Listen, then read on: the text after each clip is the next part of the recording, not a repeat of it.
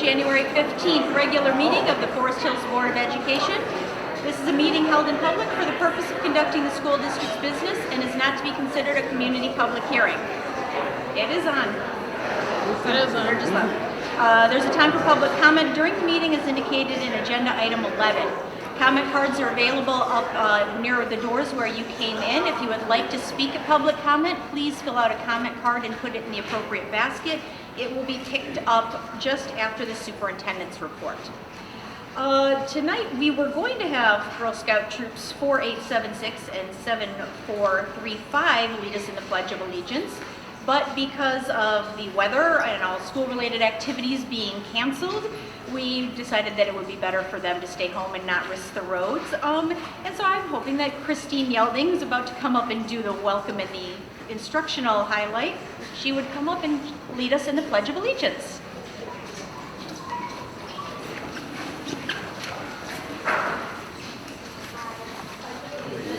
To the flag of the United States of America and to the republic for which it stands, one nation, under God, indivisible, with liberty and justice for all.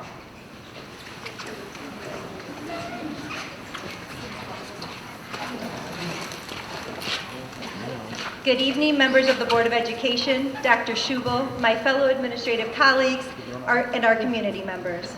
As some of you may know, January is Board of Education Recognition Month. And so before we begin this evening, I would like to thank the board for their time and dedication. These roles are challenging, and we truly appreciate your support and commitment to the district and to all of its stakeholders.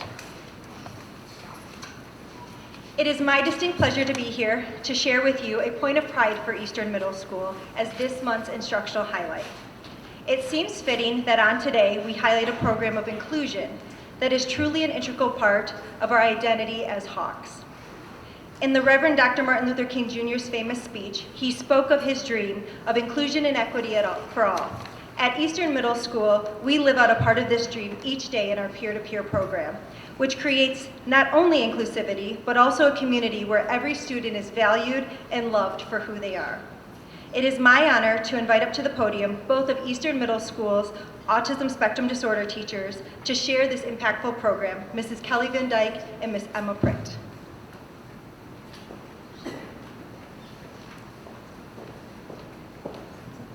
Thank you, Mrs. Yelding.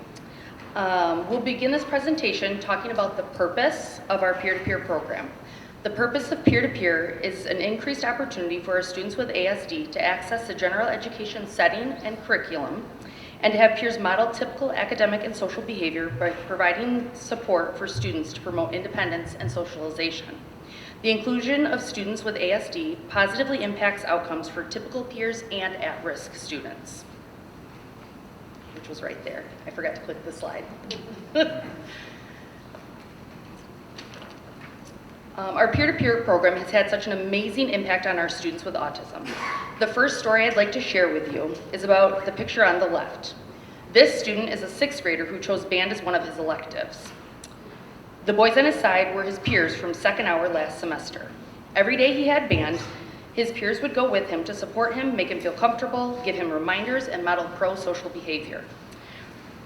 Towards the end of the semester, the students had a band concert to attend. After talking with the student's mom, she thought having his peers there to support him would be really helpful. Before I could even finish my sentence, asking the peers if they would attend the concert with the student, they said yes. This allowed for our student to be successful and increase his independence. The next story is about a group of peers last year that attended the Special Olympics basketball game. They made signs, cheered on our students who were playing, and hung out with our students in the bleachers. There was a high school student with autism that played, but everyone had to be absolutely silent in order for his sensory system to be able to handle the experience. High school and middle school students understood this, and once he got on the court and made a basket, the entire gym did a silent wave to cheer him on. The final story is about a student who attended the 7th, 8th grade Fall Fest, which is an after-school activity where students play sports, dance to a DJ, and play games. Because of the friendships he has made through peer-to-peer, he was able to attend Fall Fest independently.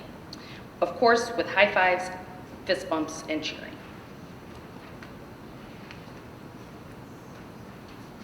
Typically, middle school students can be egocentric. However, the students that participate in peer-to-peer learn how important it is to be inclusive and how to look beyond themselves. The first two pictures show our peers giving our students meaningful gifts at the end of the semester. The peers truly develop friendships with the students, which is evident through the gifts that they purchased, a drawing set and a Ninja Turtle set. The last picture is in Mrs. Van Dyke's room where they create a birthday board for each student. The comments on the board from peers exemplify friendship and inclusiveness. Quotes like, "Happy birthday, you are so cool," "Happy birthday, you are a wonderful and kind person," "We love you," and "Happy birthday, congrats on being a team, you're awesome."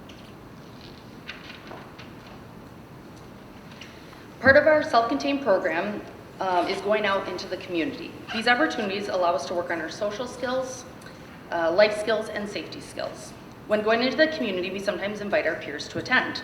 The first picture is of our students and his two peers at the movie theater, where his peers demonstrated pro-social behavior and the skill of friendship. The next picture is from trick-or-treating at the Transition Center.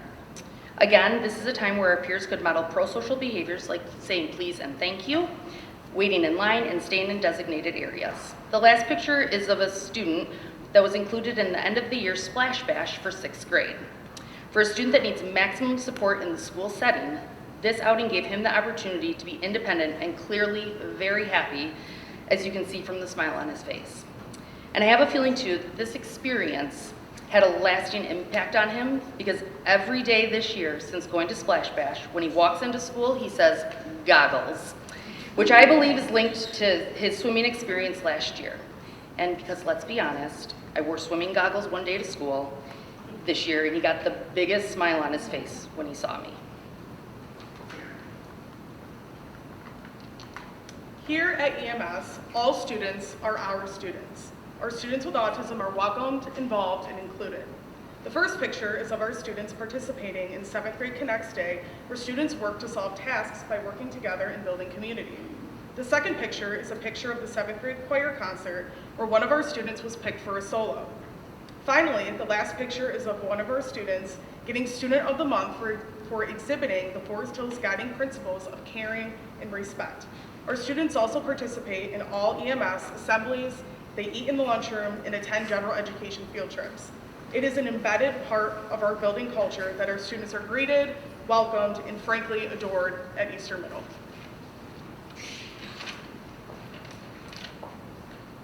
All right, so we're gonna get the inside scoop from Evie Weaver, who has been a peer in our classroom, I believe, for a year and a half, right?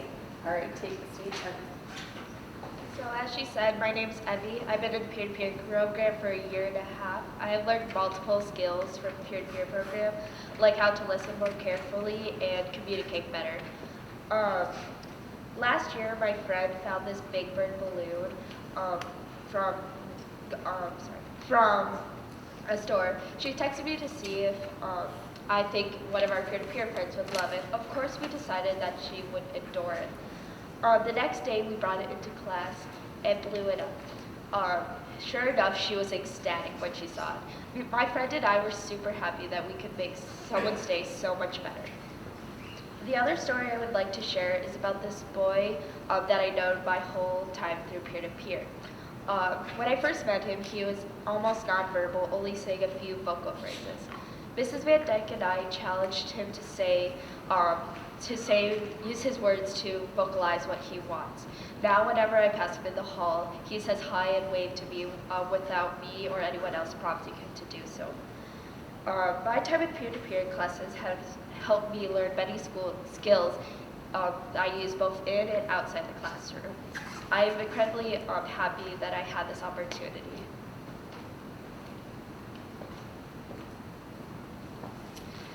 Thank you. We want to also thank the board and FHPS administration for being so supportive of this amazing and impactful program. It's great to be a Hawk.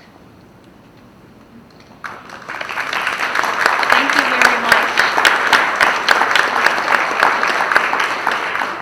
The more I hear of the peer-to-peer program, the more impressed I am. And hearing Evie speak, like just having a student have something to say and talk about how much they've learned, it's wonderful to hear.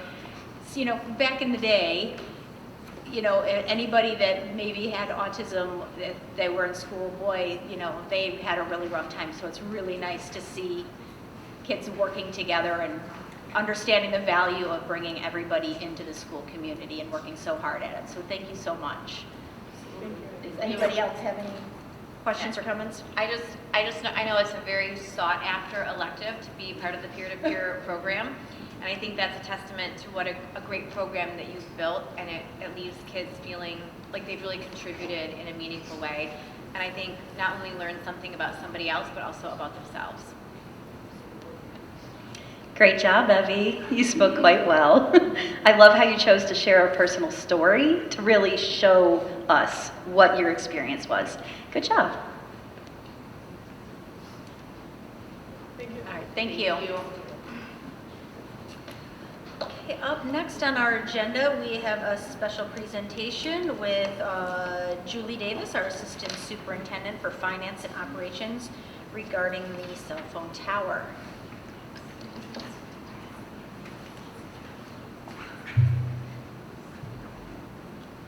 All right, good evening. So I'm just going to take a few minutes here to walk us through a presentation regarding the cell tower proposal at Eastern. A little bit of a background. So we are really focused on security, safety, and health. As many know, it's been a long time issue out at that campus, and cell reception is very limited. So last school year, the state of Michigan allocated some resources to school safety and security. And one of those buckets was related to site assessments. So they wanted schools to participate in site assessments for all of their buildings to figure out where are some areas that may be some opportunities for growth. And so we participated in that grant. And back in November of 2022, our third-party consultant, Secure Education Consultants, came through and assessed all of the district buildings. For Easton in particular, they cited a lack of cell reception as a concern for them. So in January of 2023, we have a monthly parent advisory committee with the superintendent, and that was also noted as a concern by our parents who are representing the Eastern area. In February, the superintendent provided a board update, or in the superintendent's board update, one of those that month spoke about the cell tower as well. And then at our committee meetings the following month in March, the superintendent at that time shared with the board that we were going to begin to look at putting what it might look like to put a cell tower at our Eastern campus. Continuing to move forward to May, the district met with cell tower representatives, and the superintendent provided an update in one of his weekly updates. In June, representatives from the cell tower reps came through along with some district staff and walked the campus at Eastern. And then in July, we began to work with our legal counsel and looking at the terms for a potential lease agreement with the third party. In August, at our board committee meetings, I provided a brief update on where we're at with the potential for a cell tower at Eastern. And then in December, of course, we had a presentation at the board committee meetings. And then just last week, we provided our community with some information at a meeting at Eastern High's auditorium.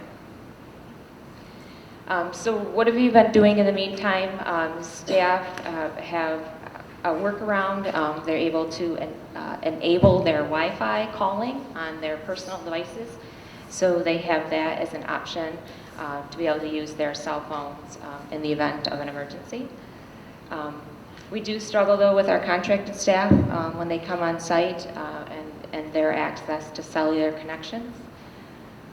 We have some students who use medical monitoring apps, so for a variety of health issues. And so with that spotty cell reception, they struggle with those apps at times. And then when we have athletic events or after-school activities, that cell reception is a concern for that when you have large gatherings and that ability to connect if there was some type of emergency. So the two third parties that the district engaged with were Tower Ventures and SmartLink. So Tower Ventures would actually be the individuals, or they're responsible for the construction of the cell tower, excuse me. And then SmartLink actually represents carriers, and in this particular case, they would be representing Verizon Wireless.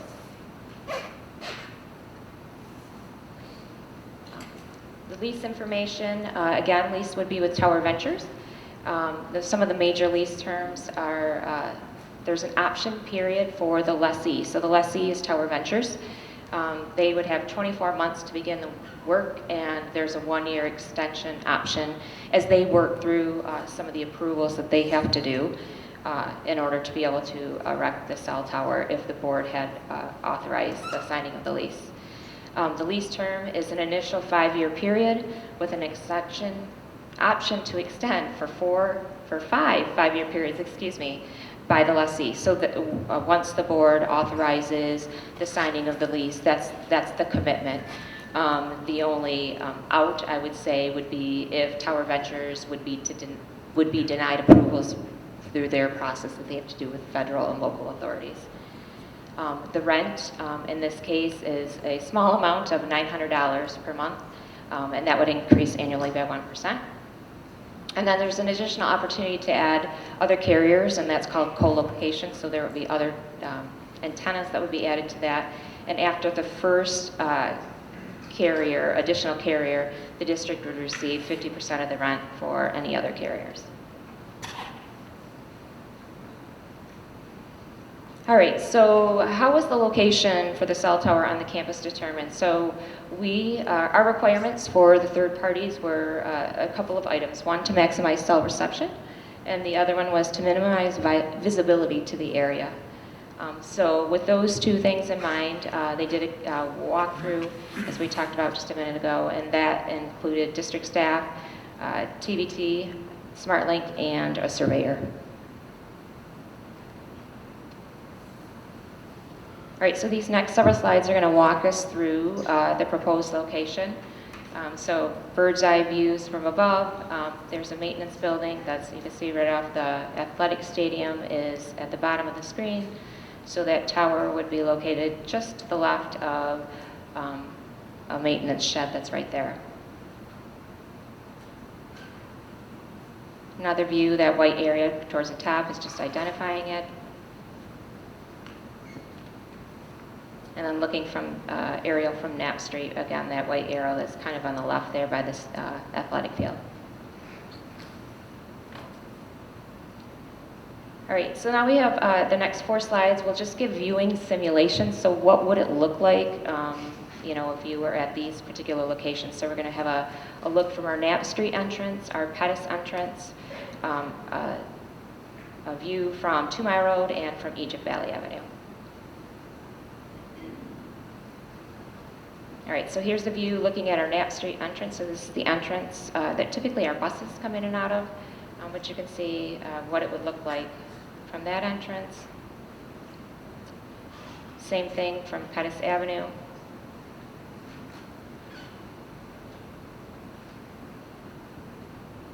A view from 2 Mile Road.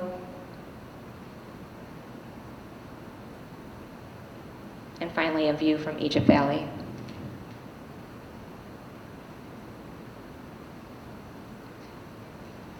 All right, so there's a lot of talk about cell tower safety. So cell towers are regulated by the Federal Communications Commission, and their standards are well below the threshold for any known potential health effects from exposure to radio frequency waves. RF emissions from antennas used for cellular and personal communication transmissions result in exposure levels on the ground that are typically thousands of times below their safety limits.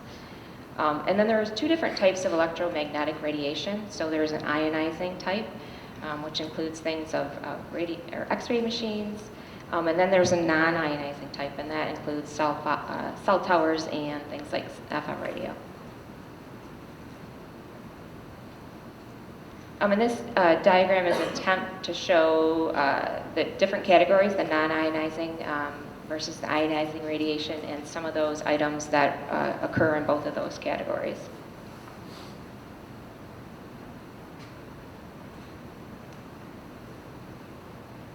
All right, so what is the process for the cell tower? So we're here this evening and we have an agenda item for the board to consider authorizing the interim superintendent or the assistant superintendent for finance and operations to sign the lease agreement with Tower Ventures.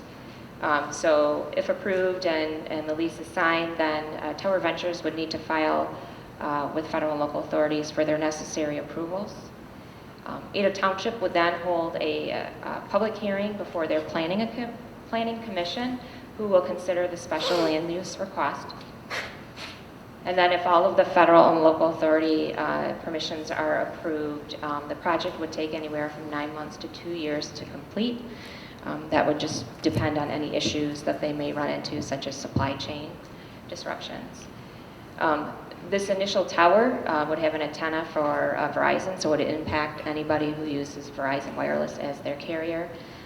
But there is, as we spoke about earlier, there is the ability to lease space and co-locate to other carriers such as AT&T and T-Mobile.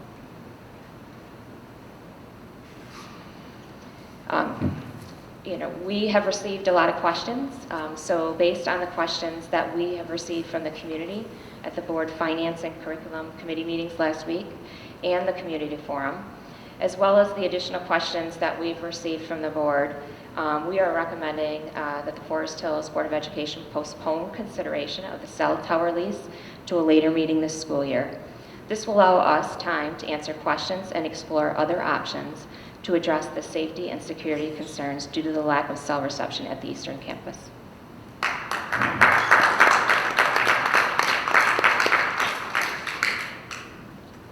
Any questions? All right, thank you very much, Julie. I appreciate the presentation. Does anybody have any questions for her at this time?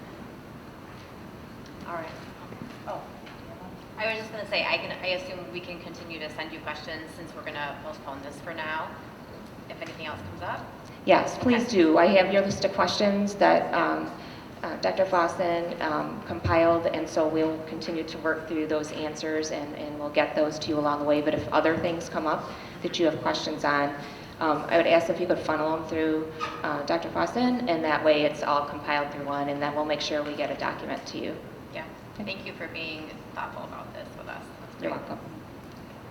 Yeah, and I just want to say we appreciate all the work you've done on this. We know how much work has been done, and we really appreciate you just answering some of our questions. Thank you, Julie. Thank you very much. Okay, next item on the agenda is Board of Education recognition. Dr. Schubel.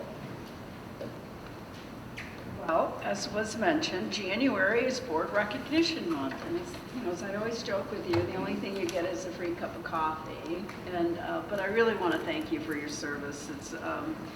We want to thank the Forest Hills School Board members for their dedication and commitment to our students' education. It takes a lot of energy on your part. We appreciate the countless hours spent understanding complex educational issues, collaborating with stakeholders, and making challenging decisions. A huge thank you for all you do on behalf of our students, our staff, and our community. So thank you. I know it's a huge commitment to give of your time, and people assume it's just this monthly meeting. There's a lot more to being a board member, so thank you very much. And we have a little token, and it's not a Starbucks card, so there you go.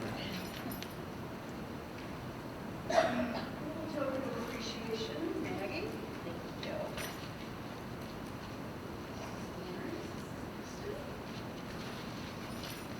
She had Valerie help me. This is the Mary. Thank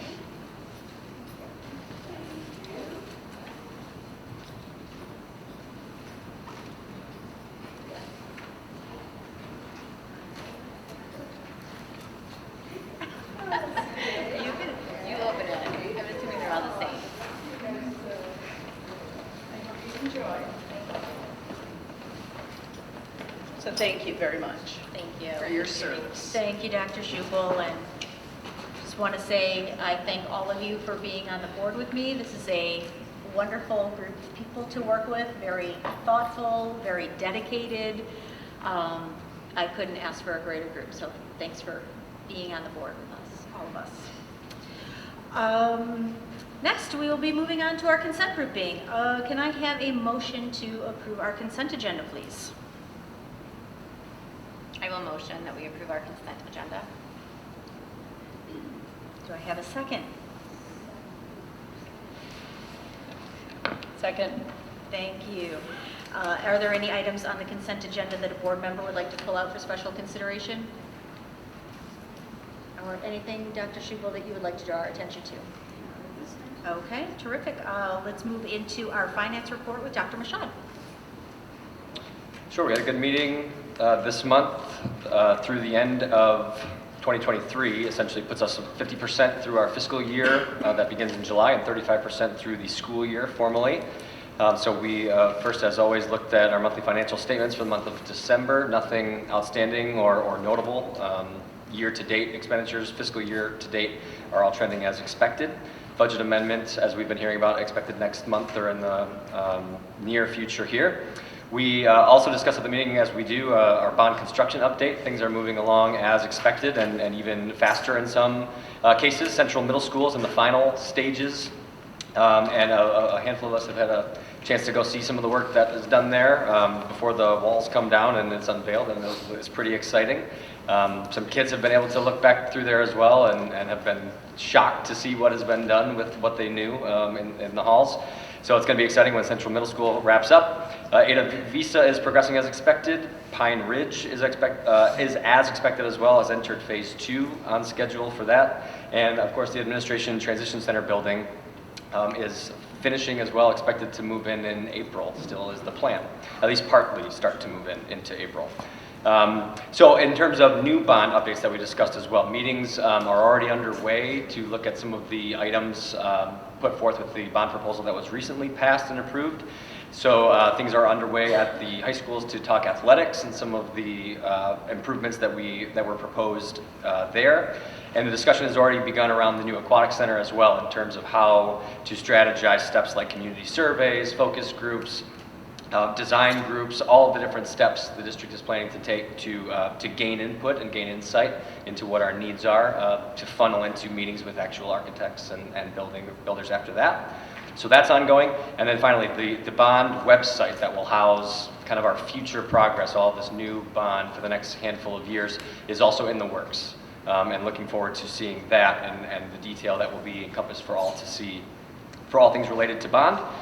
And with that, we just have a couple of action items for us. Again, of course, the payment of bills from last month, and really just 2 paving projects that are scheduled for this summer, like we typically have.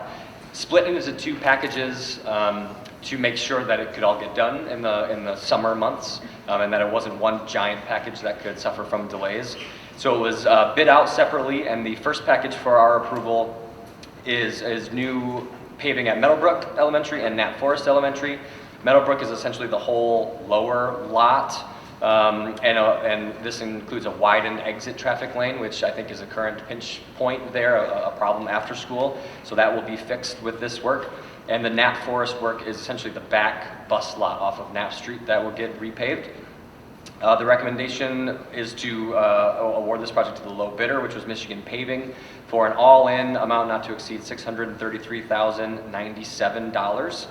GMB, our construction partner, conducted post-bid interviews with both of the recommended bidders, and they too reviewed the proposals and recommend Michigan Paving for this package number 1.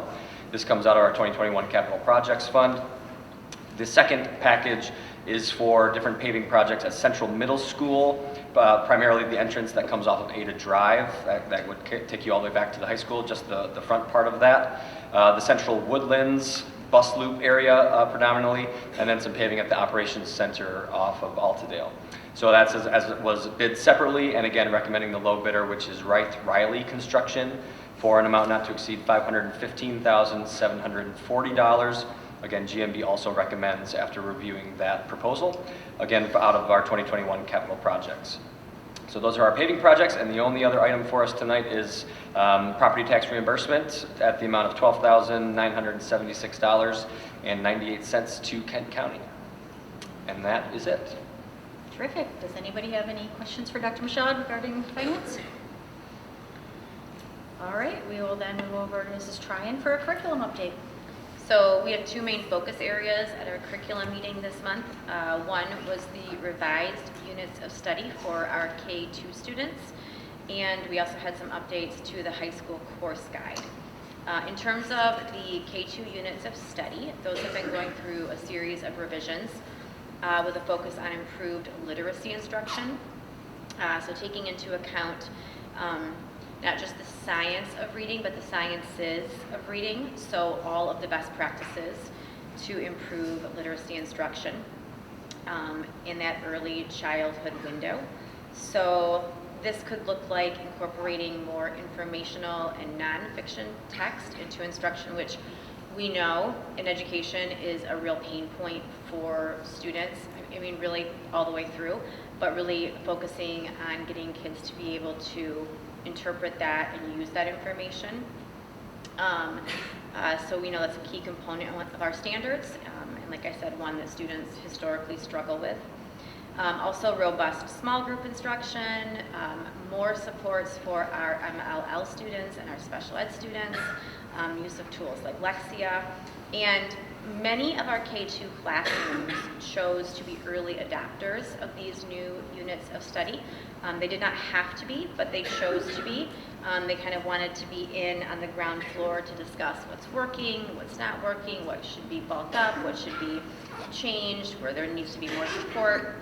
So we have a lot of our K-2 classrooms in the district who kind of jumped in with both feet even before it was mandatory for them to jump in. And then in regards to the high school course guide, we have one new class that is being requested to be added at Central High School, and that is a sports journalism class. And if you look, or if you had a chance to look at the downloads for our meeting tonight, there's a description of this class in there. This is a class for 11th or 12th graders. It's a one semester class. They do have a prerequisite to take the class, and it's really working on the central trend at Central. So recording, writing, editing, photography, layout, design skills. The class has editors and writers, and they rely heavily on group work, self-motivation, and self-discipline. Students will also be expected to sell advertising to help pay for the newspaper's publishing costs, meet deadlines, accept constructive criticism, and work with, for, and under the direction of other students. So that is a new class being added at Central. They also have done some work in the course guide, just kind of fine-tuning. We have a new requirement for graduation, starting with the class of 2028 for a personal finance class. Also being recommended for 11th and 12th graders. Just clearing up some language about credit for high school classes that middle school kids take. Also, a change is that pre-calculus will now just be AP pre-calculus. There will not be both of the options. That was a newer AP course that was added this year that Forest Hills chose to wait on, just to kind of see how it went, how it worked in other districts.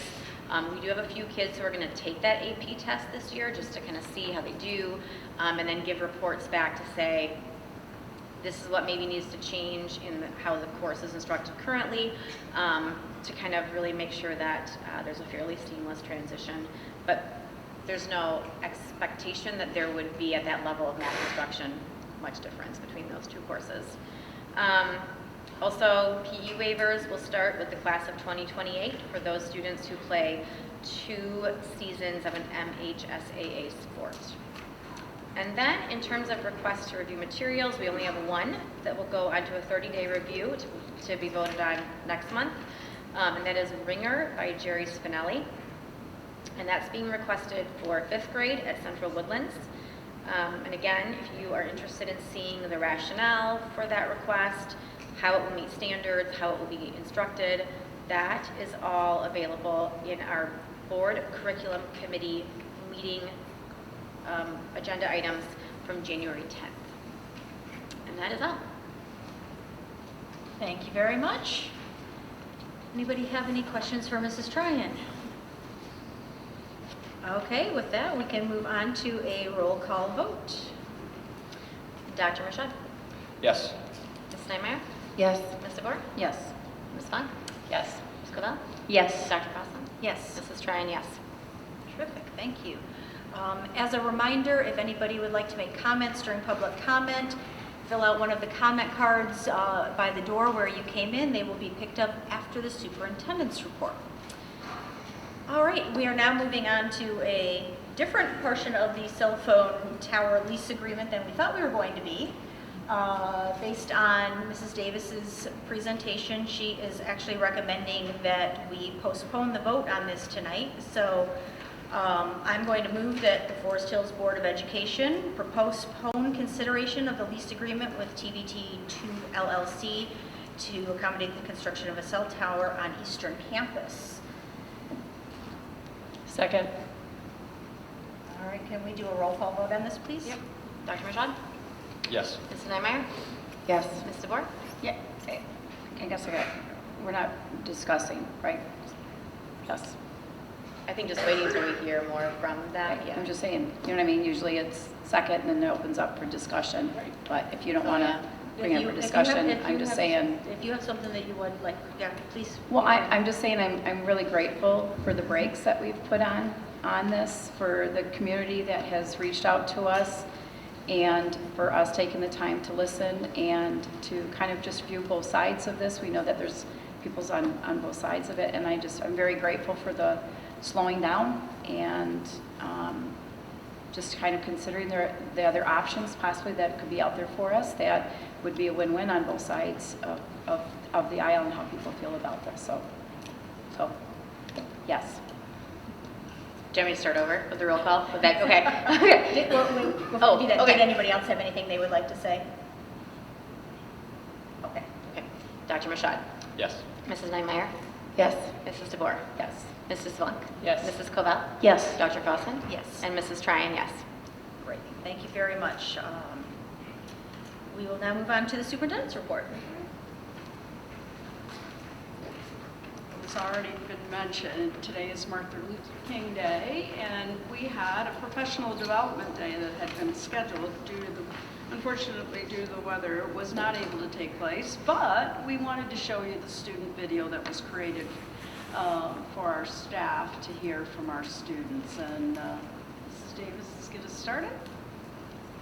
It's a quick 2-minute video.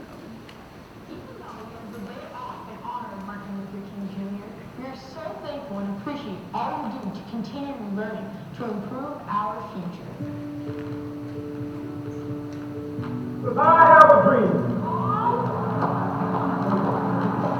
My 4 little children will one day live in a nation where they will not be judged by the color of their skin, but by the content of their character. Martin Luther King Jr. said, intelligence plus character. That is the goal of education. Our teachers teach us that it is not just about what we know, but how we treat others. That is character.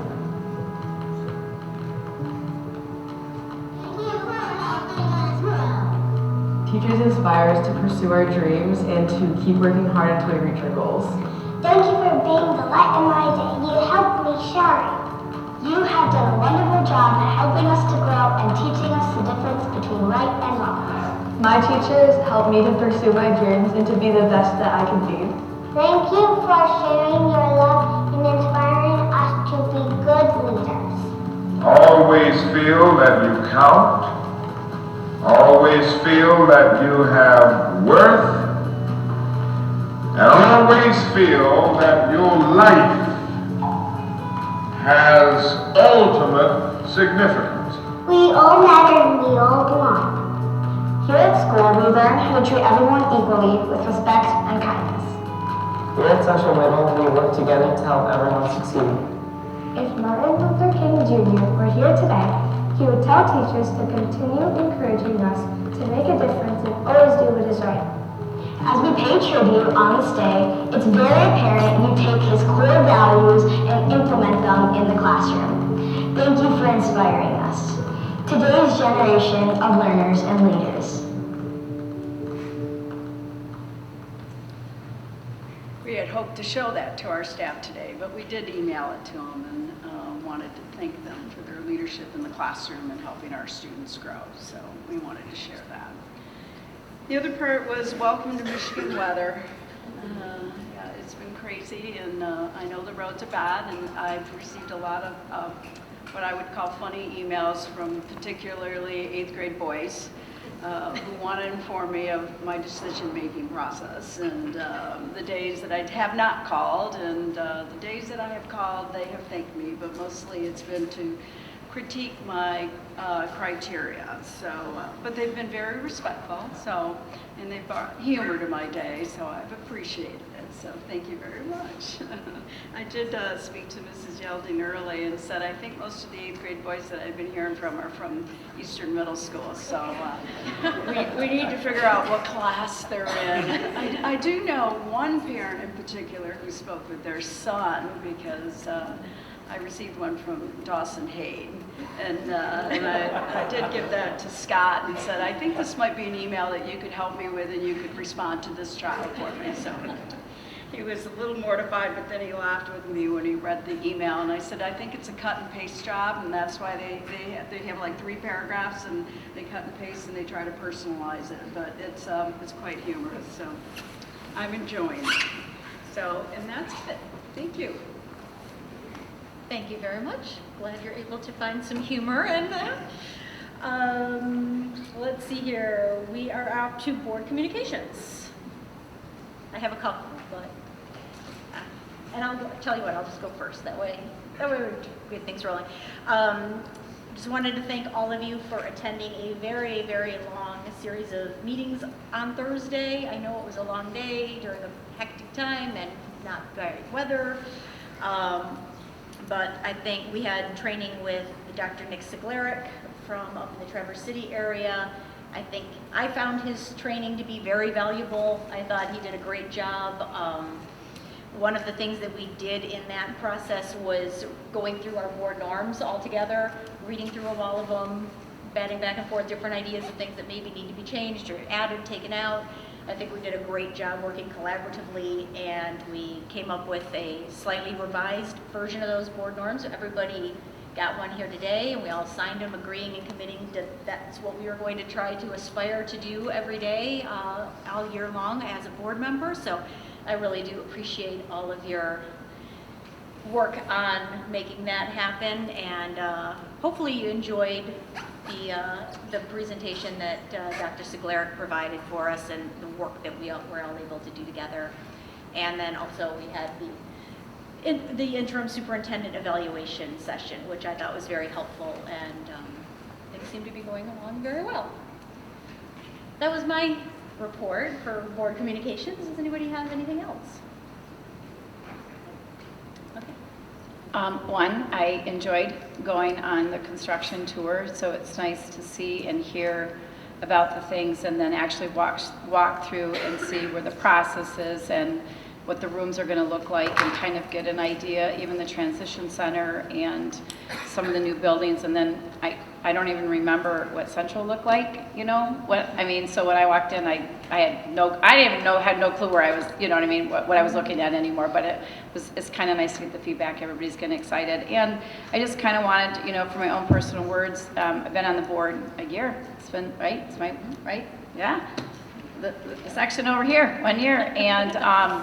And it's been a very intriguing, interesting, challenging, but rewarding journey, and it is a privilege just to work for a community such as ours and to listen to heartfelt ideas or things that they're struggling with, or the happies, you know, that they go through, such as the wins, you know, for Central this year and things. And so it's kind of interesting to be a part of the community again from a different aspect with it. But I'm very grateful for our community. We have so many incredible members out there, and it's been really a joy to work alongside of them and with this team as well. So thank you. Appreciate that. Anything else? Okay. Moving on then, we are time for public comments. So at this time, we welcome members of the community to address the board. When you're called, please come up to the microphone, state your name and your address, and limit your comments to 3 minutes. Please direct all comments to the board. Per established procedures, we will not respond to questions or interact with the speaker during public comment. Everyone who indicates that they would like follow-up from the district will follow-up from the appropriate administrator. If you get called and you have decided you don't want to come up for public comment, that is fine. You can just say pass and we will move on to the next person. First up, we have Vincent Monahar.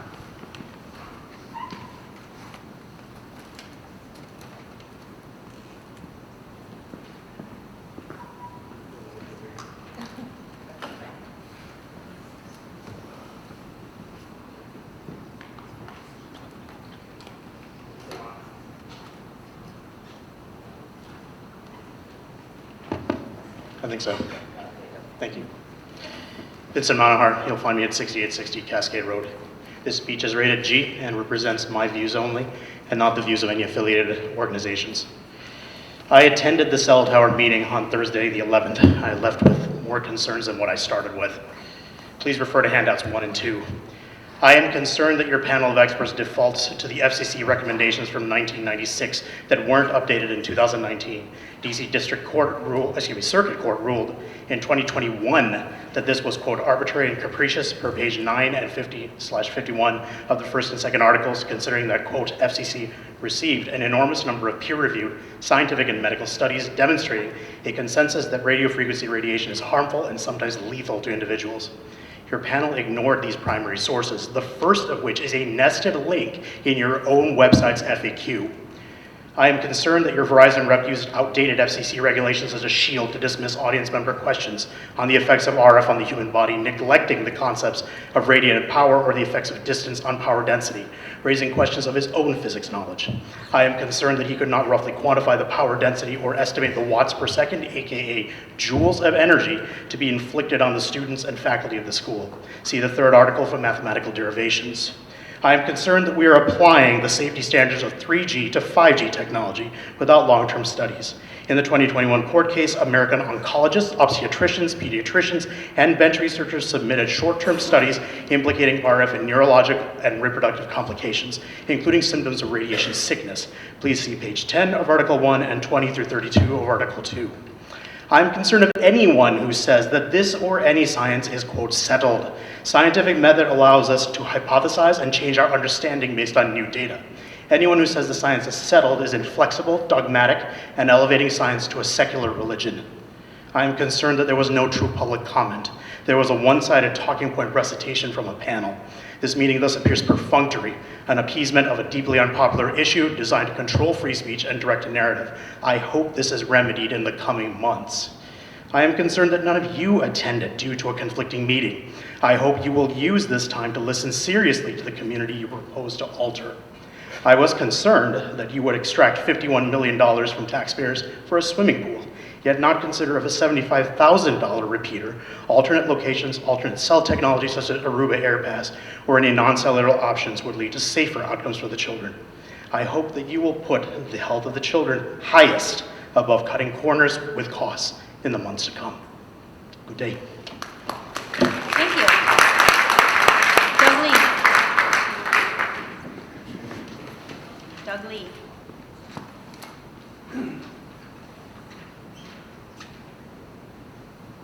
Hi, my name is Doug Lee. I've been in this district now since 1988. My first tenure was with Dr. Washburn in the Board of Education as I was involved then as I am now. The Board of Education under Washburn had put a motto, academics above athletics. Forest Hills at the time got out of control with their athletics, and he reeled it back in, and the Board of Education demanded a stellar scholar, student academics above all else, and he accomplished that goal. And we were rated within the top 10 in the state, and we were equal to East Grand Rapids in education, because the Board of Education, you have that power to do that. But let me speak for you as an employer.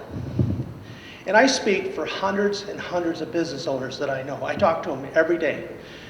I know you're a volunteer position, but you are setting the direction for our students for their future. Hopefully you think past 12th grade and what they are. Right now, most students are unemployable. Okay? We are graduating kids and putting them into the workforce, and they're talking about diversity, equity. Okay? I had to release a young student in my employment because giving her a particular job of cutting candy was not diverse. Okay? This is the output that you guys put because you do not put academics ahead. You are not creating critical thinkers. You are creating clones. That's your job. You don't have to do that. That's up to you. But as long as you listen to the administration and what they want you to do, you will continue down this path. I suggest that you talk to business owners. Don't listen to me. Talk to other business owners and ask them about the young students and the unemployment of our youth. It's a joke. Again, don't listen to me. Go out in the workforce. You guys have some business experience. Are you willing to put young kids in today in the amount of training that we have to put into them? And they're almost unemployable. But again, don't listen to me. As long as you don't focus on academics, this is what you get. I suggest we go back to under the rules of Dr. Washburn and we put academics first. That was a good time in Forest Hills, a thriving time in Forest Hills. That's when we were growing and building buildings and having 10-year visions. Now we're looking at reductions of student populations. We've lost parent confidence. I didn't do that. I've been standing up here for 3.5 years telling you the same thing. But you get to see what's happened.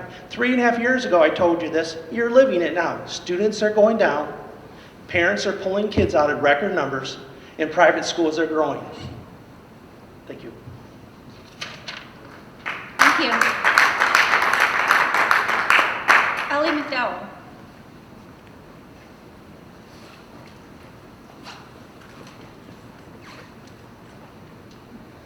Good evening, members of the board.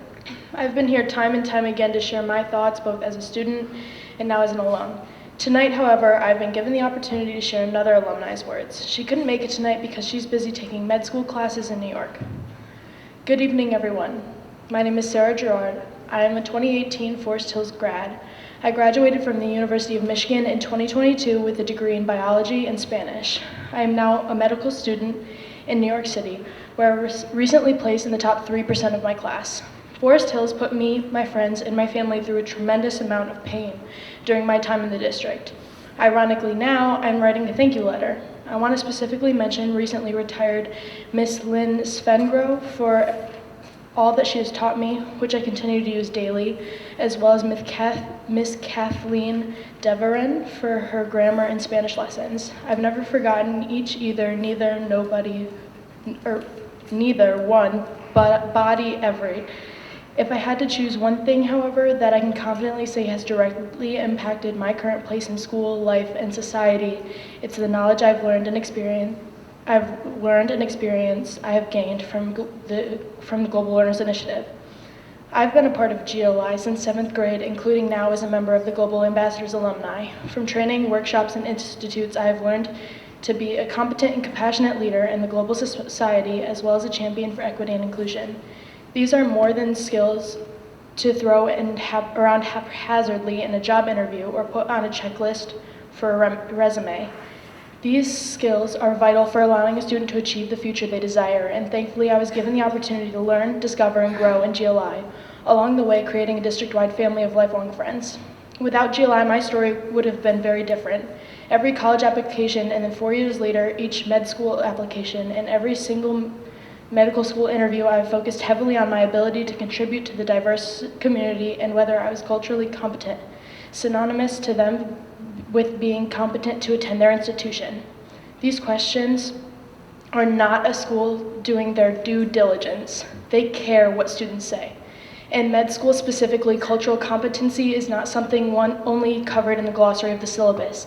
It's a part of every single clinical lecture given, and it has been tested extensively on exams amidst questions about which nerves from the brachial plexus innervate which muscles. But GLI has prepared me without falter to excel in instances when other students struggle to pass because memorizing textbook definition of equity is no longer enough. I know GLI contract scope of work and learning opportunities have been diminished and even canceled. What I can only imagine is an intentional starvation of GLI so you could watch it collapse without any blood on your hands. You have a responsibility to prepare students for the global world outside of Forest Hills, and GLI does that. I am proof. Students have the right to be equipped with every tool that will help them be successful. Do better. Thank you.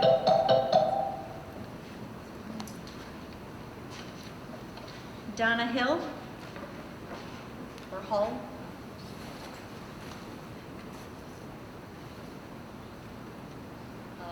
I'm Donna Hull, and I live in the Grand Valley Estates. So I watched the video. I wasn't able to make the meeting, and some red flags came up, so I phoned a friend because I'm not cell tower savvy. And he does work for Verizon, and he is not a person in the store. First of all, he said that Verizon, if they put a cell tower up on the tower, that the only people that will affect is the Verizon wireless customers. It won't affect AT&T, T-Mobile. So that way, if it's not being very all-inclusive, if a child has AT&T or T-Mobile, they will have the same issues. And who's to say that AT&T wants to go on the tower? They might have enough coverage out here that they don't need it.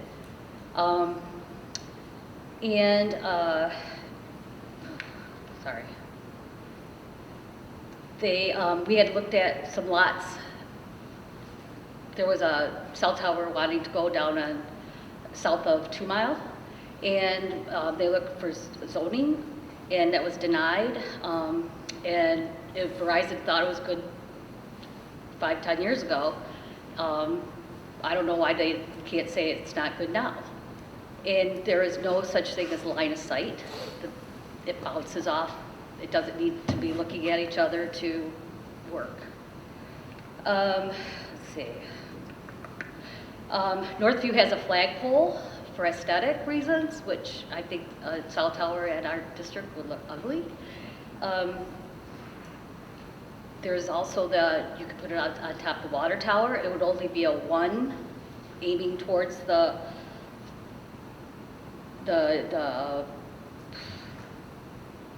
sorry. It'd be through the where the tennis courts and the football field are. If you put it on the flagpole, it would be 3. The empty one would be aimed towards the wooded area. He said $75,000 for Wi-Fi is cheap. He goes, I don't know why they don't go for it. That's a good deal. It would save a lot of problems and cell tower issues. And he also wondered why, if anybody looked at does Verizon, are they on top of the 2 Mile cell tower? And are they off the Pettis one, that is north on Pettis? If not, why aren't they, would that solve the problem if they jumped on that one? Either one of them or both. Let's see, not much. I have no problem, I walk in the neighborhood all the time, and I have no problems with getting phone calls or anything in my house. So I don't know where the issue would be. I'm neither for nor against it, but those are the issues that I saw, and thank you for your time. Thank you. Stephanie Boone?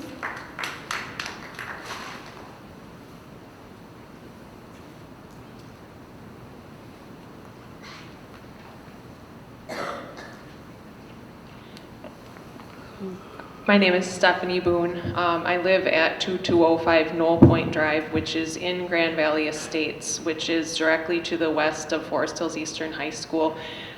So my family moved into the neighborhood there back in spring of 2005. And I can tell you that Julie's presentation to you tonight and the presentation given last week, Thursday, gives the impression that this is, just since 2022, it's been talked about. Well, cell service has been an issue in our area ever since my family moved in. I'm not gonna sit here and try to say that we couldn't benefit from having better service sometimes. We have dropped calls, we have that. But I've talked to you all before about need versus want. And to try to paint this as a need is false. It's false. To try to say, that because we have students who have medical needs and apps that they need to have access to, well, that's been going on since, 2005. So why are we all of a sudden rushing to make this decision and come to this conclusion. I mean, that was a close call. You all just about voted on a very major concern for our community without really doing your due diligence and taking the time to put the research into that and listening to the community. I was at the meeting last Thursday at Forest Hills Eastern High School, and I would tell you, since none of you were there and there was a conveniently placed meeting that you all had to be at so that you couldn't be at the meeting to hear the public who were silenced, 99+% of the people who were at that meeting were against the cell tower. And that was a pretty good turnout there. And none of the cons were talked about by Julie or the panel. They completely poo-pooed any of the cons that might be out there. And as a grad of Forest Hills myself, you know, I know that Forest Hills champions the education and the academics that they provide to the students, and that you're turning out critical thinkers who are able to view issues and concerns through a different lens. Well, your panel certainly did not do that last week. They did not view things through a different lens. They did not make those of us there with questions and concerns feel included. And if you want to be a district who champions inclusivity, you need to think about that. How about the fact that only Verizon users would benefit from this tower? What about those poor students who have diabetes or a heart issue, but they have AT&T? Oh well, I guess you don't matter. Is that the message we're going to send here? Because I know other solutions have been presented. Take the time you need and do this right. Thank you. Thank you. Public comment?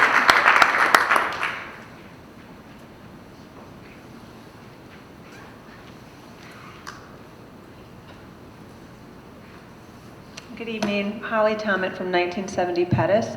First of all, thank you for delaying the vote on the tower. We really appreciate that.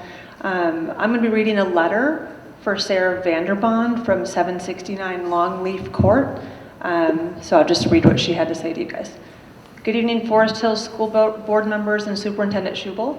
I give my permission for this public comment to be read on my behalf at tonight's board meeting, as I am on a business trip not able to attend the meeting in person. Thank you for the opportunity to address you today. I am a concerned member of the community and parent of a Forest Hills Eastern student, advocating against the installation of a cell phone tower on Forest Hills Eastern school grounds. With that being said, I am a strong proponent of school safety and regularly train on school safety and attend school safety conferences in my role in education administration.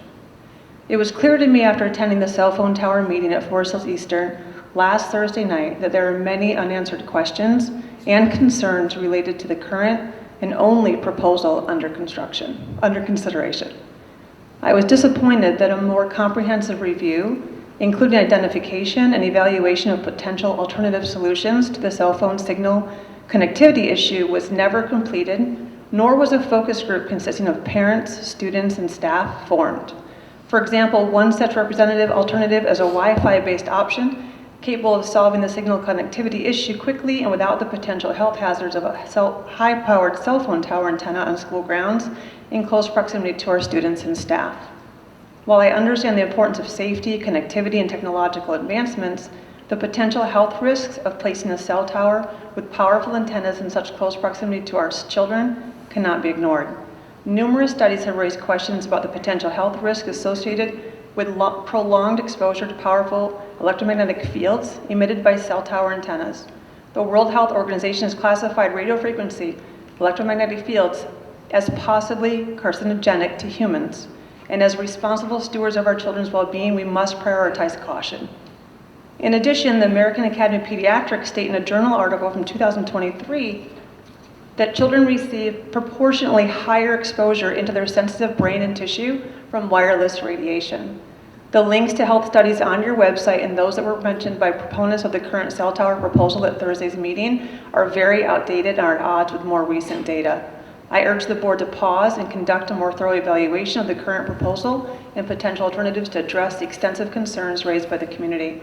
While I understand the current proposal may seem somewhat appealing from a near-term cost standpoint, I believe this is short-sighted when other safe alternatives may exist with modest cost implications. There are school safety grants and other resources available to offset cost. I'd be happy to engage in additional dialogue regarding these resources. I urge you to carefully reflect on the public comments and concerns raised by the community, review the Environmental Health Trust letter that was sent to all of you, and pause on this vote tonight, which you have. We thank you for that. Thank you. Nick Krill?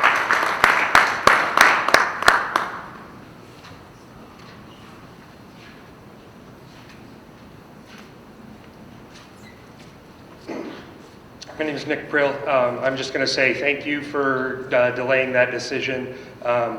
I've stood up here time and time again for 2 years asking you guys to please allow public comment on agenda items before you take a vote on it.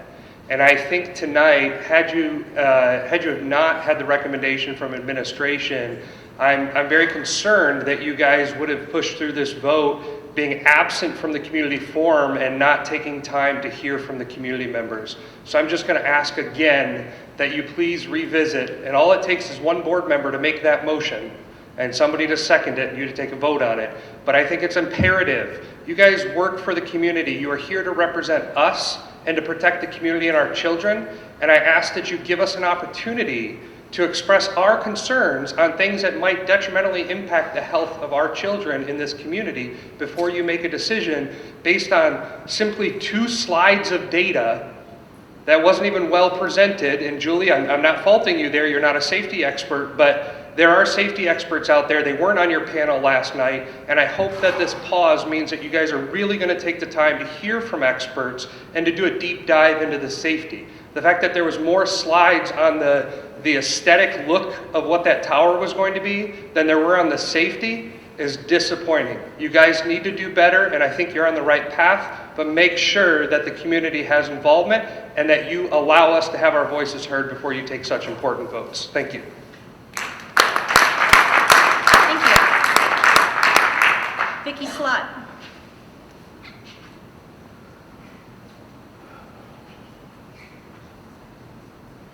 Hi, I'm Vicki Slott. I live at Knapp Street, have a granddaughter new in the system, and I'm the lady, I'm also a nurse, taught in nursing education for over 20 years in hospital and academic settings, worked obstetrics for 10 years.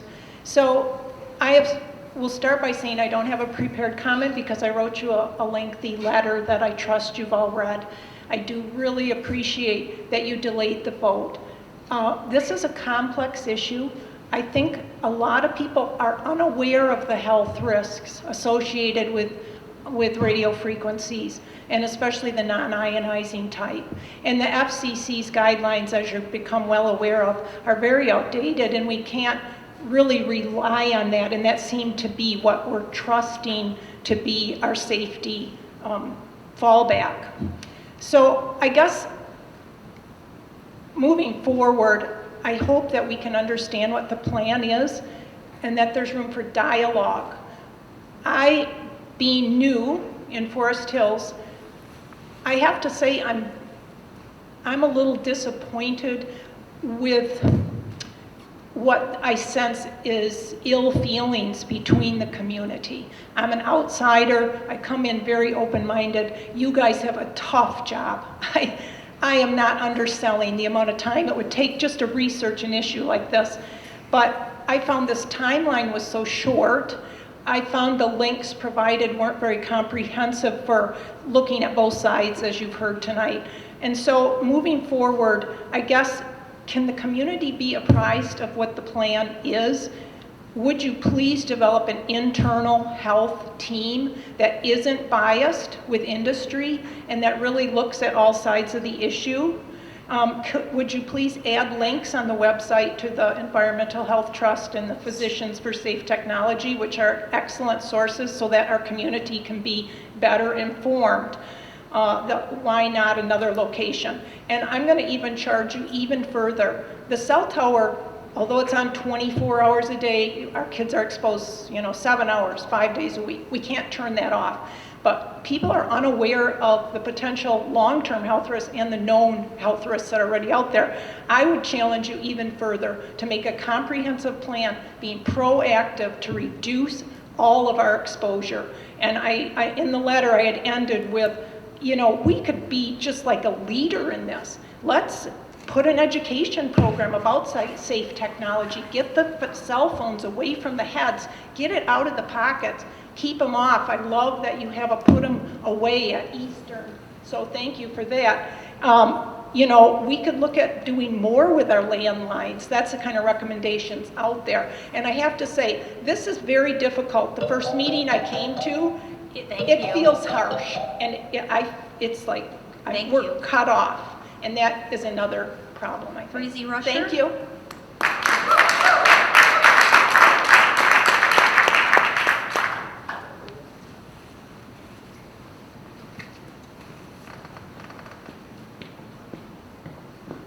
Hi, both to you all and also all of you all out here.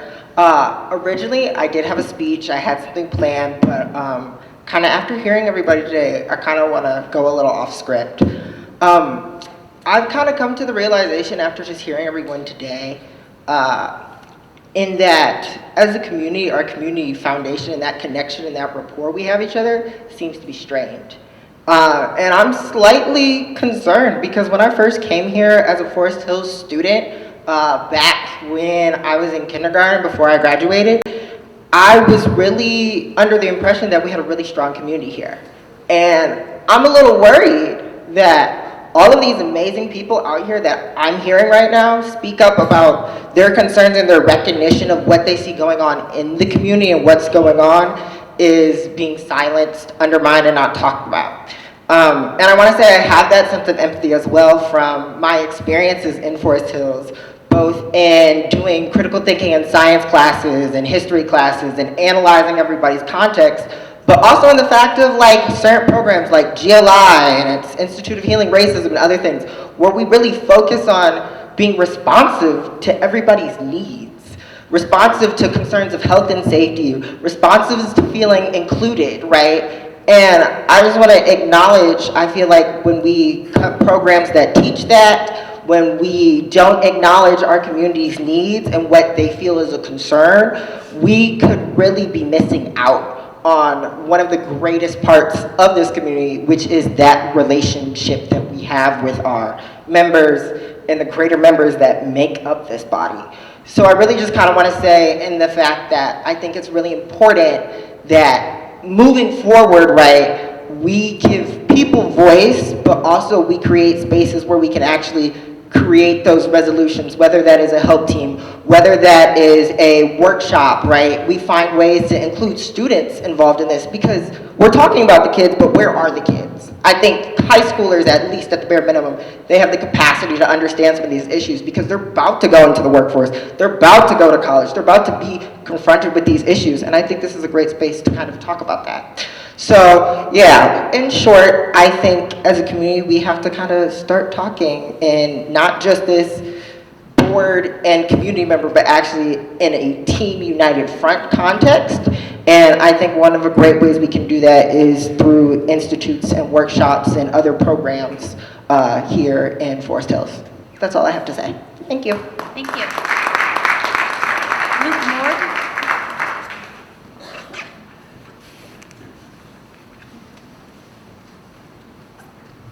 Luke Mord?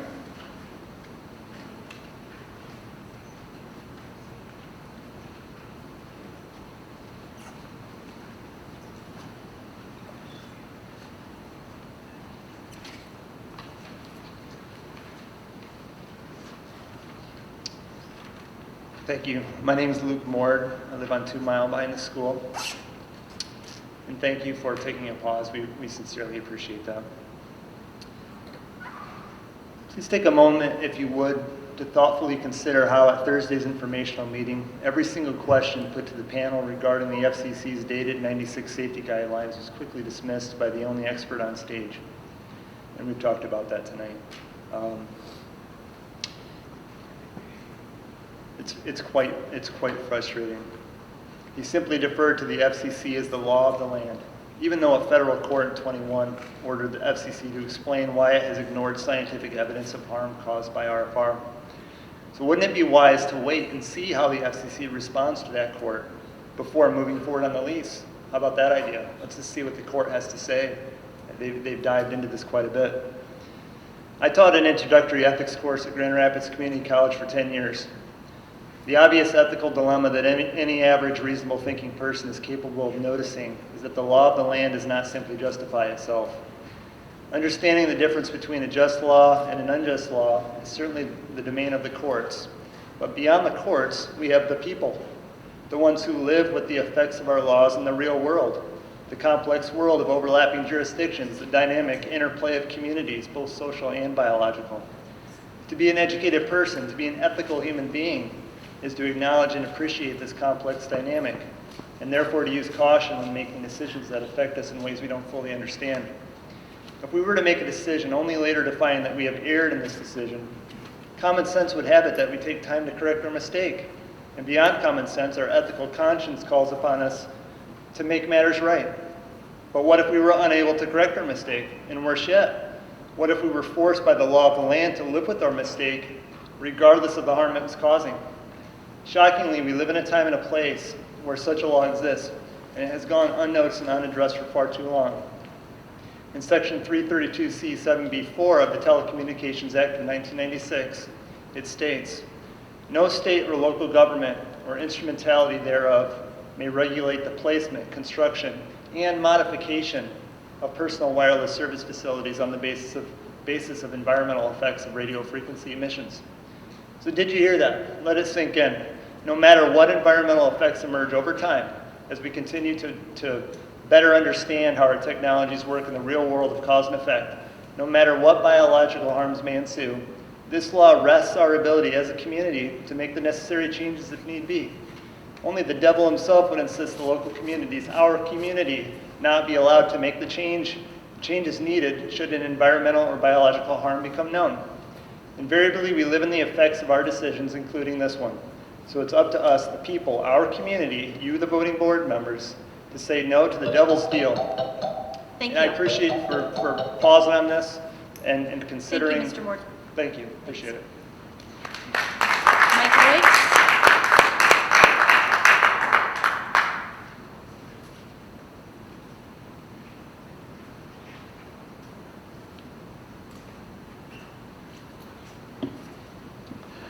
Mike Loik, 639 Altadale. You know, a lot of really important discussion today, and it really does seem like the analogy I was going to bring up here is like we're pulling a fire alarm regarding these technologies. And the question is, you know, a lot of concerns are raised and what should happen. This is too important. That's why you see a lot of us up here providing comments. You know, and it's interesting, I think Julie shared the safety, security, and health, and that's great because we're talking about health. I'd like to share that American Cancer Society website states, the studies that have been done so far, look at possible links between cell phone use and cancer have been focused on older generation, mainly 2G and 3G signals. So you can look that up yourself. You're probably getting inundated. I'll send you all kinds of great information like this. So it's not conclusive that 5G is safe. You know, it doesn't say it is or isn't. It's just not conclusive. So what will you do? And the delay is important. And I do appreciate the thinking and making that pause so you can hear us.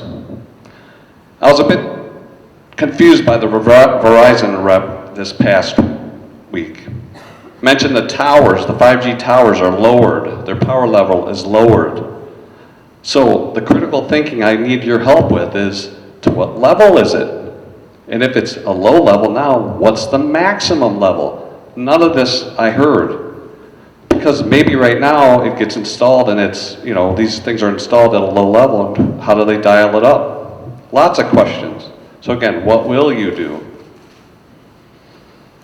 I'm going to send this letter to each of you so you have it. I'm going to jump right to it because frankly this whole topic went really fast, so the whole board will get it, Sarah and Julie. And it states, Dear FHPS, Julie Davis, Sarah, I write to request that if you decide to approve the 5G tower for installation and operation at FHE, that you stand behind it and agree to be held legally responsible for any serious injury and or death caused by this 5G tower signals. Please return a copy of the signed agreement. So if it's safe and you believe it's great and you're going to vote for it, my question is, will you sign that?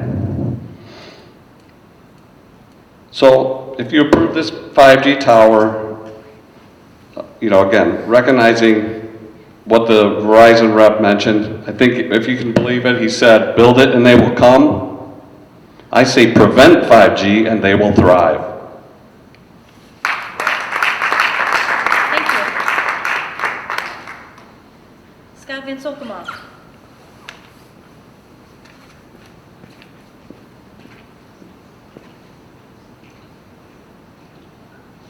Hi there, Scott Van Solkema. I live in Cascade. I have a daughter in the district. I appreciate you guys taking off on the cell tower deal. Obviously the data from 1996, they haven't changed that. It's like, well, what if they did change that? What possible repercussions could have come from that? Either the possible lawsuits or the shutdown of cell towers or any numerous things. I mean, just look back at the past few years of what our federal government did. They're not really the most trustworthy in my opinion.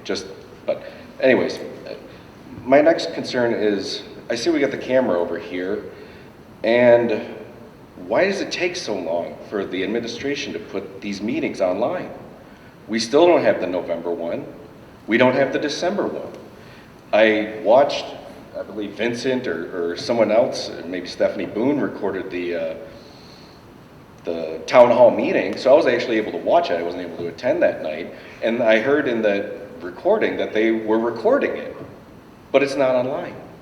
On your website, either the Forest Hills Public Schools website or the Forest Hills Public Schools Board of Education website.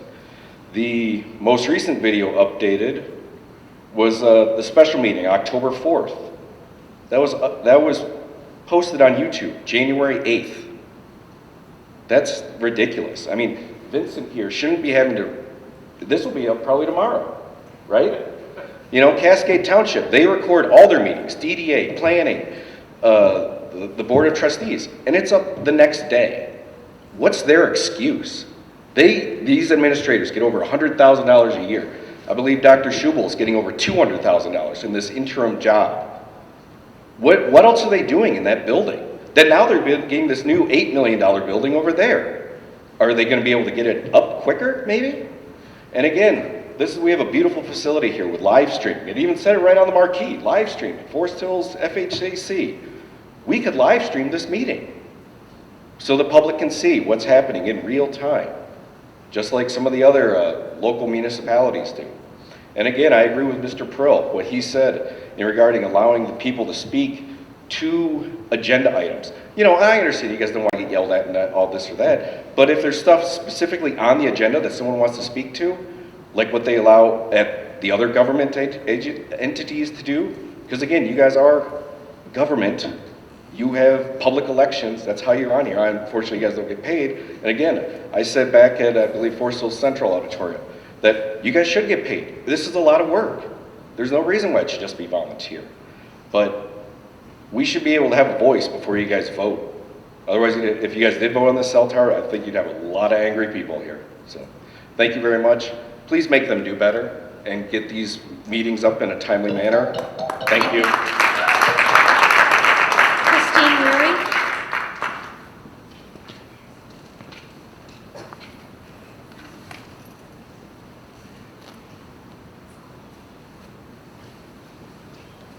Good evening. I'm Christine Wary. I have 4 children in the Forest Hills Eastern District. Thank you for your time tonight. I have sent an email to each of you, so you've probably seen what I have to say pretty in depth. Just to remind you, because I've spoken to some of you and some of you I haven't, I think it's important to realize though, by way of background, I have a bachelor's and a master's in biological engineering. I've spent years working in research labs with some of the top tissue engineering researchers in our country. So I do understand science and I do understand research. Like I said, you have my letter and we've had conversations. So tonight I just wanted to bring up some I want to talk to you just a few different specific points as they pertain to the cell phone tower. Number one being the power rating of the antenna and the math that's behind that. So Julie Davis showed us a slide even tonight that showed cellular solutions being on the same radio frequency range as the Wi-Fi based solutions. That slide is fairly misleading. The data point that was missing is the power rating of the antennas used on cell phone towers versus the power rating of a common Wi-Fi access point antenna. The power rating of antennas is measured in watts and determines the intensity of electromagnetic radiation emitted. For example, home Wi-Fi access points are 0.5 to 4 watts. Enterprise-grade access points are 4 to 10 watts. And cell phone tower antennas are typically measured in kilowatts, about 30 kilowatts. So this means the proposed cell phone antenna that we're talking about, it's hundreds to thousands of times more powerful than what you might be using in your home. Using this analogy of music and, say, protecting our children's hearing, the current Wi-Fi is like elevator music, whereas the cell phone tower will be emitting rock concert level volume. Frequency is like tuning the station of the station of music, but volume can make someone deaf. In addition, there appears to be no restrictions on the type of antennas used by the cell phone tower in the future, like 6G, 7G, etc., technology that could be even worse. Right now, the FCC allows for up to 30,000 watts to be admitted as the maximum radiated power per 100 megawatts of spectrum. What will it be in the future? Any electromagnetic radiation is additive to the other electromagnetic radiation that we already have in the building today. Moving to public safety. This is a 190-foot monopole. It's equivalent to a 19 to 20-story building. It is currently being proposed 200 feet from the building. If a tornado hits or severe wind, don't worry, we got 5 feet of buffer to ensure it doesn't hit the building and, God forbid, fall on someone. What about ice buildup on the antennas? These are real concerns. These things heat up, they melt, they ice up. Imagine an icicle falling 190 feet from the air. And I will remind you that this is in a high foot traffic area. Thank you.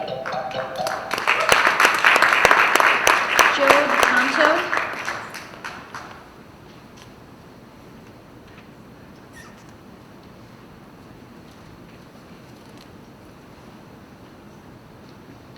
Good evening. I'm Joe DeTanto on 2 Mile Road, actually a close neighbor to Forest Hills Eastern. But actually tonight I'm reading on behalf of Chris Weary, who's not able to be here tonight actually, but who has previously provided public comment, as well as someone who has written the board about alternative solutions. Chris has a bachelor's degree in electrical computer engineering from Cornell University, specifically around wireless network and cellular design.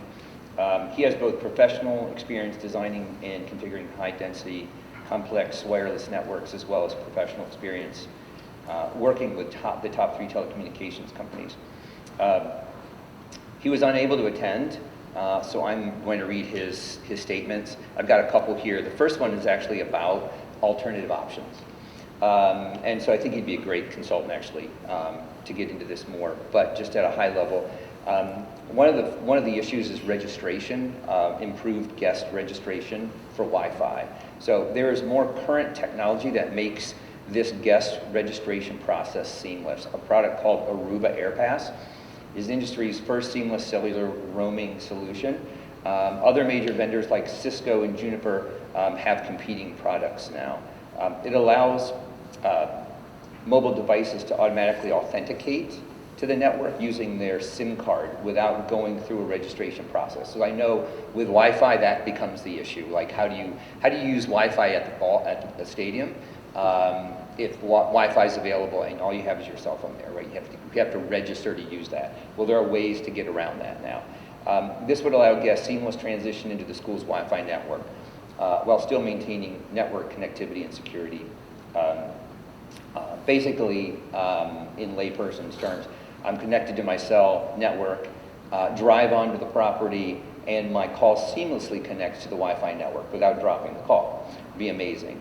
Or alternatively, I could walk into the building and my device notices the Wi-Fi is now stronger than the cellular signal and authenticates and registers silently, and obviously then you're on. So anyway, these are just some ideas. There are other options there as well, other manufacturers that can support that.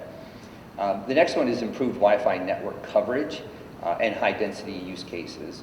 If we were able to remove the friction of registration, the next issue is getting Wi-Fi network coverage to the areas that need it. So the pickup line, the football field, the tennis courts, etc. Designing wireless networks for outdoor usage is now common. So that's a real possibility. It requires more access points, more antennas to provide the right signal strength and associated bandwidth to support the requirements of the use case. The use case mentioned today was so. Thank you, Mr. Thanks. Tato. Yeah, we'll get you copies. Thanks. Heidi Cottrell.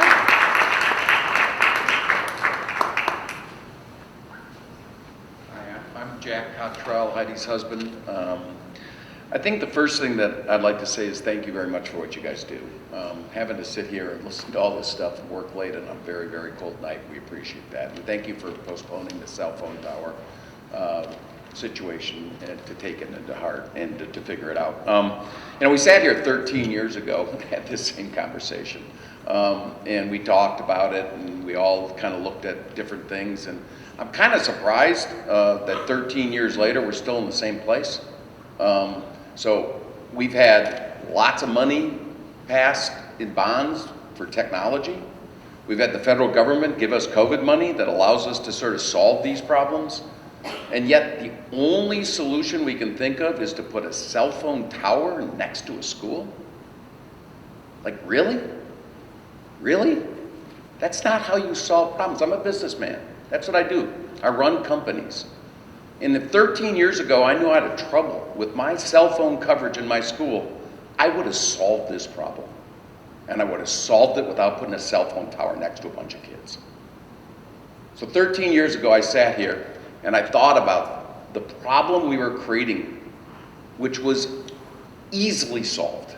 I work at a company, we have 900 people on our campus. We have Wi-Fi, we use it every day. No problem.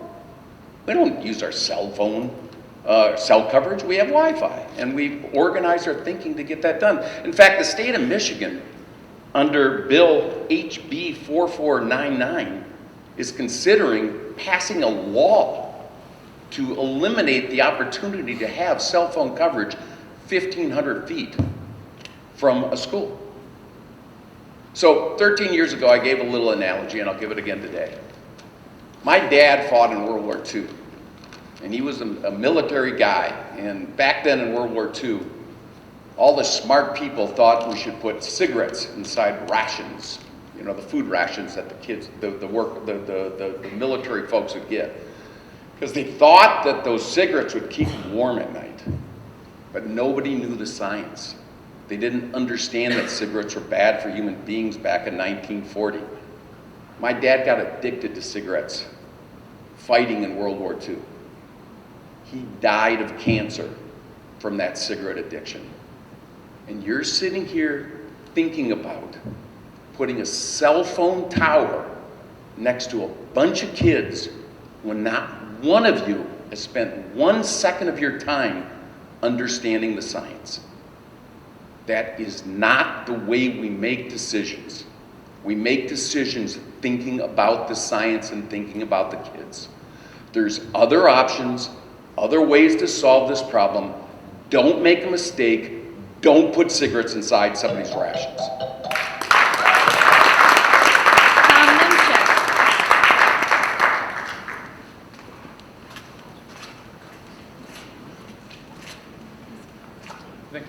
You said my name, right?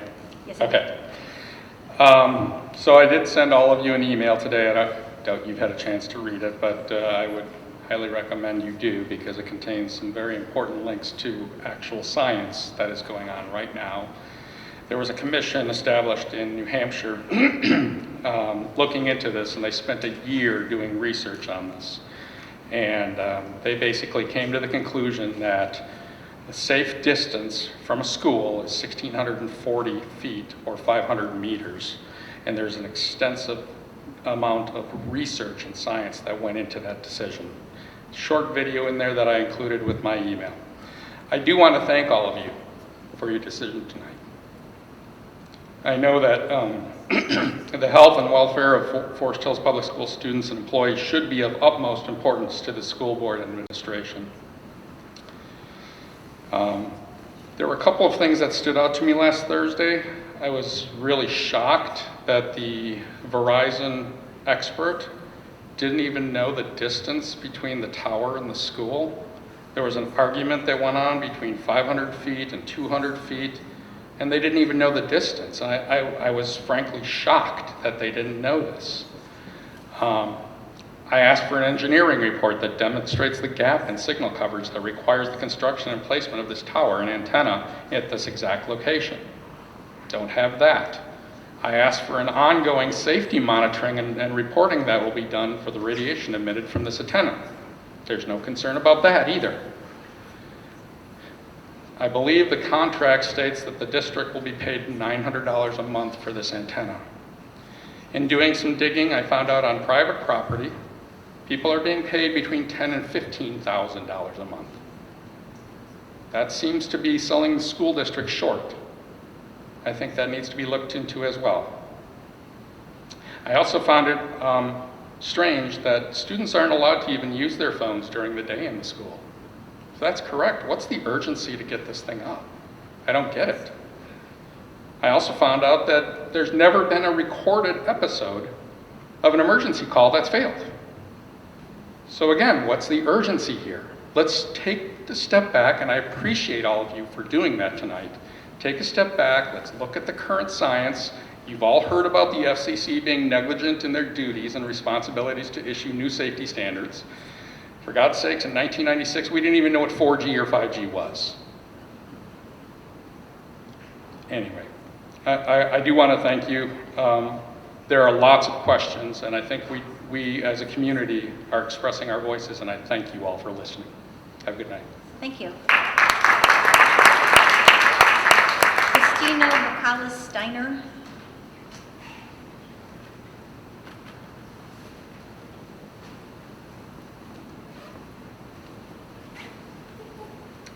Hi there, my name is Dr. Christina Bacallis, and thank you first of all for listening to us tonight and hearing some very concerned community members and delaying the vote. I don't have a prepared statement. I just learned about this the other night, but I felt the need to come and voice my concern.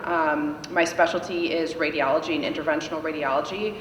I spend all of my day working under x-rays and ionizing radiation. The very first day of my pediatrics rotation in medical school, a very smart attending physician, pediatrician, told me and all of the other medical students that kids are not just small adults. They are not. They have a different set of pathology, and they also have a lifetime to develop the effects of medications or other things that they're exposed to versus adults who do not. I think that you are gambling with children's lives here. The science is not conclusive. It is not. There is no science stating that this is safe at all. We have multiple studies showing that there is harmful effects to it. And like I said, this is a gamble.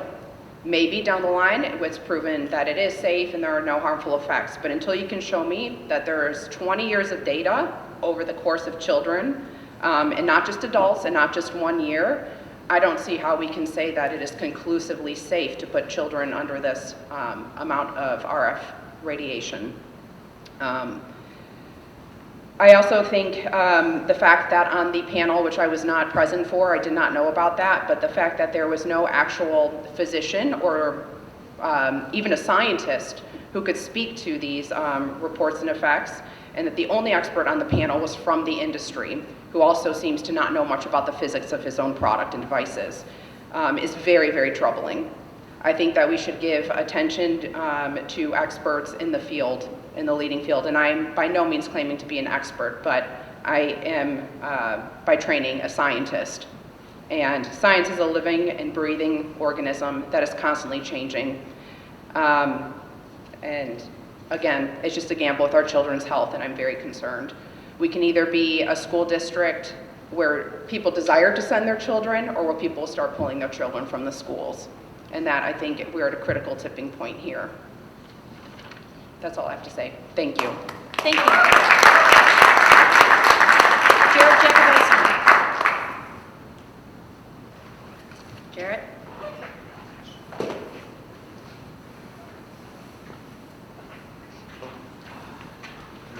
Jakubowski on White Hills in Forest Hills. At a meeting last year, I alluded to The Sound of Silence, a song by Simon and Garfunkel. It was first planted in my brain back in 1964, the year I graduated from high school. As with many of my generation, I found it to be profoundly formative.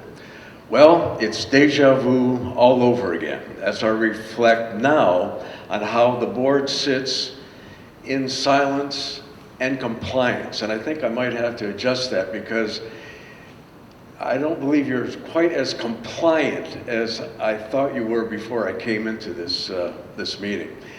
Anyway, that said, the board often sits in silence and compliance, not rigorously questioning, just rubber stamping whatever admin plops in front of you. Silent, often compliant. So, with apologies to Paul Simon, allow me to reprise and update my paraphrasing of his poetic song and timely message.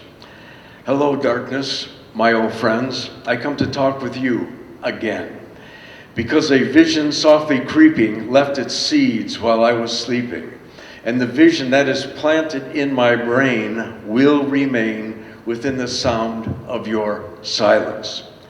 This visionary light I see, thousands of people. Could it be? Shareholders talking without speaking, boards hearing without listening, people with thoughts that voices never shared. No one dared disturb the sound of compliance.